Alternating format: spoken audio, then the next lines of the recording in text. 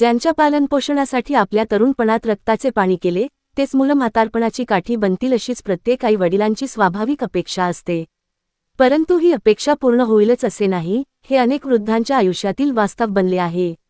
अशाच काही मातांच्या आयुष्याला नवे वळण आळंदी येथील श्री साई सहारा वृद्धाश्रमाने दिले आहे.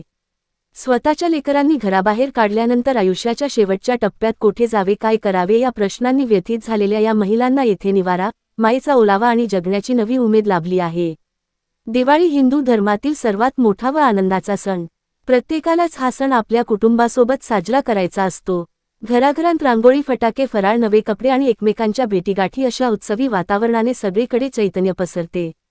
परंतु ज्यांच्या डोळ्यांसमोर कुटुंबच नाही, ज्यांच्या ओठांवर संवादाऐवजी शांत अश्रूंचा ओघ असतो, त्यांच्या दिवाळीचा रंग कसा असेल असा प्रश्न पडतोच.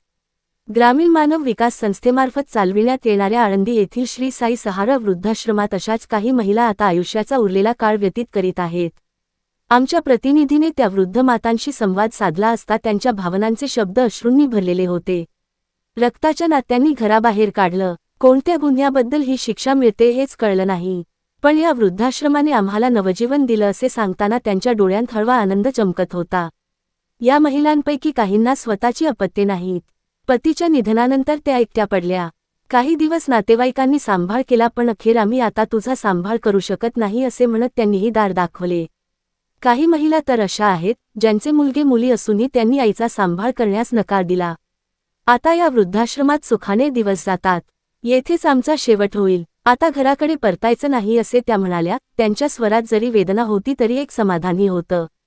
वृद्धाश्रमातील सोयीसुविधा साध्या पण मनाला ऊब देणाऱ्या आहेत. सकाळी चहा व बिस्किट, सकाळी 11 वाजता जेवण, दुपारी 2 वाजता पुन्हा चहा बिस्किट आणि रात्री शांततेत जेवण अशी त्यांची रोजची दिनचर्या आहे. वृद्धाश्रमाचे कर्मचारी त्यांच्यासाठी नेहमी कार्यरत असतात. त्यात परिचारिका, सेवक व आरोग्य तपासणी करणारे कर्मचारी यांचा समावेश आहे. त्यांच्या आरोग्याची नियमित तपासणी केली जाते.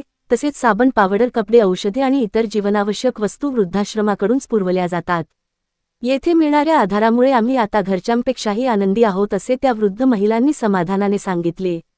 दिवाळीच्या निमित्ताने आश्रमाती सणाचा आनंद ओतप्रोत भरून वाहत होता.